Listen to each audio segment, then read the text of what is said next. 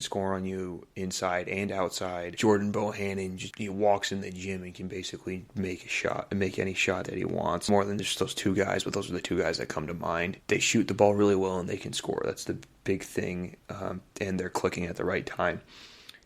Texas Tech, as a 3 seed, think they can make a run because they're a deep team. They've gotten better as the season's gone on. Tennessee, possibly underseeded, could have been at number 2 easily, especially the way they've been playing recently. Illinois, because they have a high ceiling and a very athletic team. NFL free agency officially opened today. The open negotiating period, legal tampering period, whatever, started on Monday. I'll get into some of those deals in a second, but we're going to recap who got the franchise tag and some other non-free agent moves. So franchise tags, Green Bay tagged Devontae Adams, the receiver. Chris Godwin got tagged from Tampa, and they've actually agreed to a new 3-year deal that I'll get to in a minute. Dalton Schultz tagged by Dallas, Mike Gesicki in Miami. Offensive lineman Cam Robinson in Jacksonville. Offensive lineman Orlando Brown Jr. in Kansas City. Safety Jesse Bates in Cincinnati. And tight end David Njoku in Cleveland.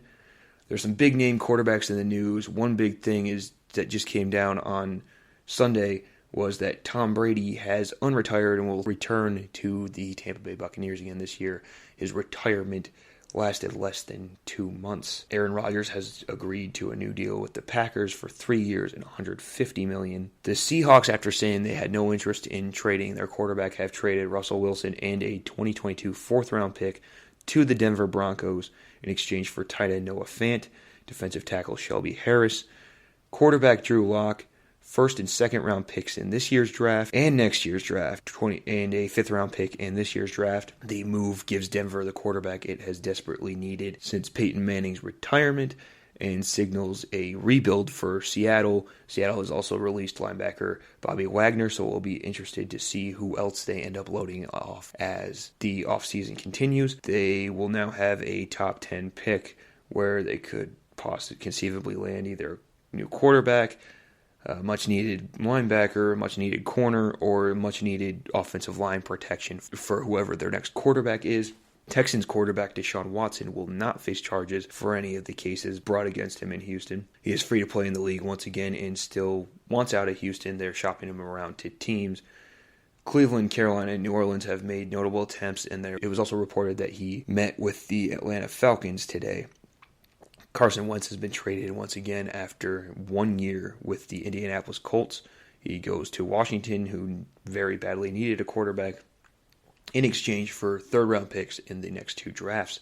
The 2023 pick can become a second-rounder if Wentz plays at least 70% of Washington's snaps. There's also a swap of second-round selections for this year's draft, which means that Indianapolis will be moving up in the second round, and a 7th-round pick is also being sent with Wentz to Washington. Wentz has been successful in the NFC East before, with Philadelphia having an MVP-caliber season a few years ago until he got that injury, and he hasn't been as good since the injury occurred.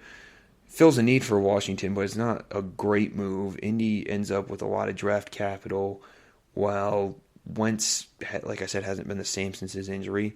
Even last year with his former quarterback, Coach Frank Reich in Indy, couldn't get him back to that MVP level. He played better than he did in his last season in Philadelphia, but it still wasn't good enough. He still kind of cost the Colts some games last year with his play. It'll be interesting to see what the Colts do at quarterback now. They don't have a first-round pick in this year's draft. Maybe they draft one later, but it's not a very great quarterback class, so maybe they go with a bridge player. Someone like a Marcus Mariota or a Nick Foles would come to mind. There's also rumors that if the Browns land Deshaun Watson, Baker Mayfield would want to go to Indy. So we'll see what happens there. Right now it would leave, I believe, Sam Ehlinger as the starting quarterback for Indy. Now I'm going to go division by division for the most notable moves so far. The Bills have re-signed their punter Matt Hawk and receiver Isaiah McKenzie, along with some other smaller moves. Their big moves so far, they've signed defensive linemen DeQuan Jones and Tim Settle. They've reached an agreement with offensive lineman Roger Saffold, who was released by the Titans earlier this week. They signed tight end O.J. Howard. That gives them pretty good depth and a reclamation project behind Dawson Knox. And the big one, they've really needed a defensive end for a few years. Now they signed Von Miller for 6 years and $120 million, giving them that big-time all-pro defensive end, outside linebacker, or whatever. The Jets, their big signing so far is tight end C.J. Uzomah. Probably adds a little more of a receiving dimension to that tight end position in that offense, and an offense that needs a lot of playmakers to be put around. They invest in some protection for Zach Wilson and Laken Tomlinson. He's an average guard. DJ Reed safety. They bring in another tight end, Tyler Conklin, and added pretty good safety in Tampa's Jordan Whitehead. Patriots, the only move they've really made is, well, the only two moves they've really made. They signed cornerback Terrence Mitchell, who mostly started some games for the Chiefs over the past couple of years. But they've lost quite a bit. They lost J.C. Jackson to the Chargers, Ted Karras to Cincinnati, their fullback Jakob Johnson, and running back Brandon Bolden to Vegas. And they traded one of their best offensive linemen, guard Shaq Mason, maybe their best offensive lineman, to Tampa for just a fifth-round pick. They've also re-signed running back James White. The Dolphins gave Gesicki the franchise tag, obviously. They've signed cornerback Nick Needham to a deal. They added running backs Chase Edmonds and Raheem Mostert. Those will be big-time adds, especially in a Mike McDaniel-style offense. They've re-signed defensive end Emmanuel Ogbah for 4 years. Added offensive lineman Connor Williams from the Cowboys. They added Teddy Bridgewater as a solid backup quarterback for Tua. And if Tua, flames out, Teddy can steady the ship a little bit at least as a starter.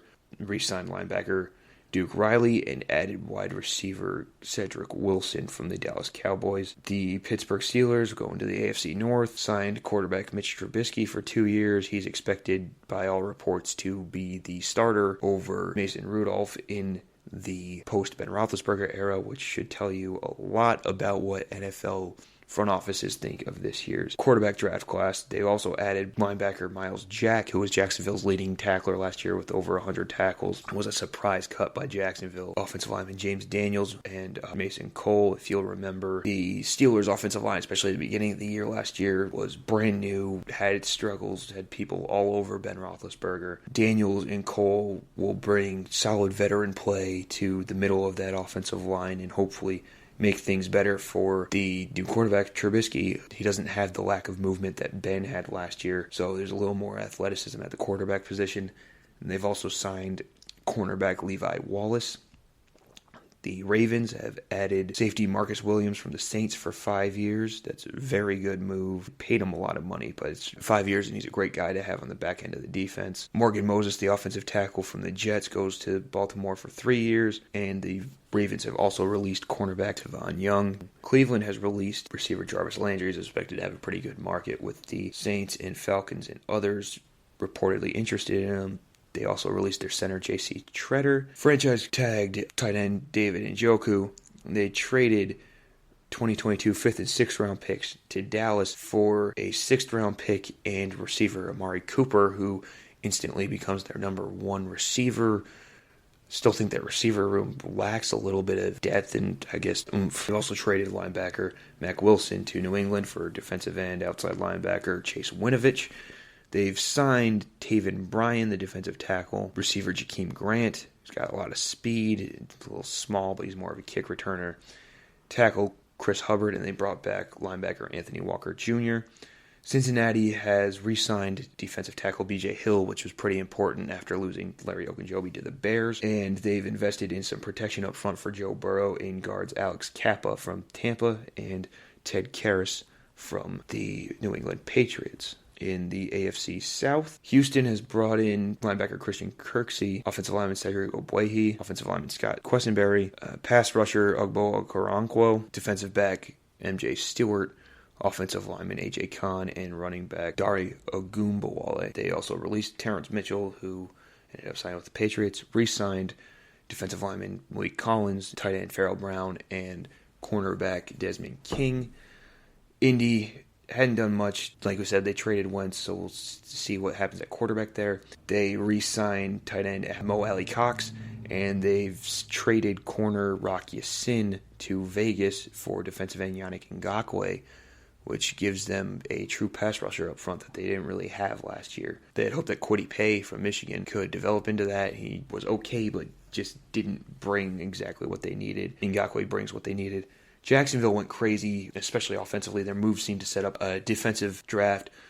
On defense, they did sign more Falcons linebacker Foye Oluokun, but offensively, they add Brandon Scherf, the guard from Washington. Christian Kirk, the receiver from Arizona, actually got $18 million a year for a guy who's only been like a number 3 slot receiver. Yeah, good for him for cashing in on that. He's got a pretty good agent, apparently. Evan Ingram, the tight end from the Giants. Darius Williams, the corner from the Rams. Jets defensive lineman Foley Fatukasi. Raiders receiver Zay Jones. So they've at least attempted to add some weapons for Trevor Lawrence in that offense. Tennessee released Julio Jones, released Janoris Jackrabbit Jenkins, Roger Saffold, and former second-round pick Darrington Evans. They've re-signed their center Ben Jones and their tight end Jeff Swaim. The AFC West, the Chargers are clearly going for it. They trade for Khalil Mack. Now they have Khalil Mack and Joey Bosa as their pass rushers. They add the top corner on the market, J.C. Jackson. So you line him up, move Asante Samuel to the slot. That's suddenly a really good secondary there. Sebastian Joseph Day, underrated defensive tackle, much needed spot with the production they've gotten from those guys recently. And Austin Johnson, also a defensive tackle, adds some depth. Kansas City not re-signing Tyrann Mathieu. He hasn't signed anywhere yet. Justin Reed, the safety from the Texans, a very underrated, underappreciated safety, has joined the Chiefs to fill in that role. They've also lost Charvarius Ward, the corner, and offensive lineman Austin Blight. Las Vegas, a lot of roster turnover under Josh McDaniels. They released defensive end Carl Nassib, linebacker Nick Kwiatkowski, traded Ngakoue. They're releasing linebacker Corey Littleton, apparently. They got a big addition on the pass rusher Chandler Jones, so that's another good duo there with Max Crosby. They added defensive tackle Bilal Nichols in the middle. Brought in a couple familiar players from New England in Jakob Johnson and Brandon Bolden. Signed Mac Hollins as receiver depth. Brought in speedy cornerback Darius Phillips from Cincinnati. Denver, most notably, they traded for Wilson, obviously. They re-signed linebacker Josie Jewell. They released receiver Deshaun Hamilton. They've also signed defensive lineman DJ Jones from San Francisco and defensive end Randy Gregory, who was the first person to flip his commitment to an NFL team this offseason. You know, the most notable one we've ever seen really was Anthony Barr. The first year this legal tampering thing was in place, originally committing to the Jets and then deciding to stay in Minnesota. Gregory apparently was not happy with some of the contract language that was in his deal that would have been in Dallas, and instead ends up in Denver. Heading to the NFC, with the NFC East, obviously the Cowboys traded Amari Cooper. They re-signed DeMarcus Lawrence. They've released kicker Greg Zuerlein. Haven't signed anybody yet, but there's been a lot of speculation that it could be a destination for linebacker Bobby Wagner to rejoin his former Legion of Boom defensive coordinator, Dan Quinn, who is the defensive coordinator in Dallas. The Giants' offensive line's been terrible the past couple of years. They've added veterans Mark Glowinski and John Feliciano, both guards, and a good backup quarterback in case things don't pan out with Daniel Jones partway through the year in Tyrod Taylor. Philly, their big move so far has been signing pass rusher Hassan Reddick to a 3-year deal. Reddick started out with the Cardinals and ended up signing a 1-year deal last year with Carolina, and now moves to Philly. Washington obviously traded for Wentz. They've also added safety Bobby McCain. They've released safety Landon Collins, DeShazer Everett, tackle Eric Flowers, and defensive lineman Matt Ioannidis. In the NFC North, the Bears have added defensive tackle Larry Ogunjobi, guard Lucas Patrick, linebacker Nick Morrow, and released running back Tariq Cohen and defensive lineman Eddie Goldman.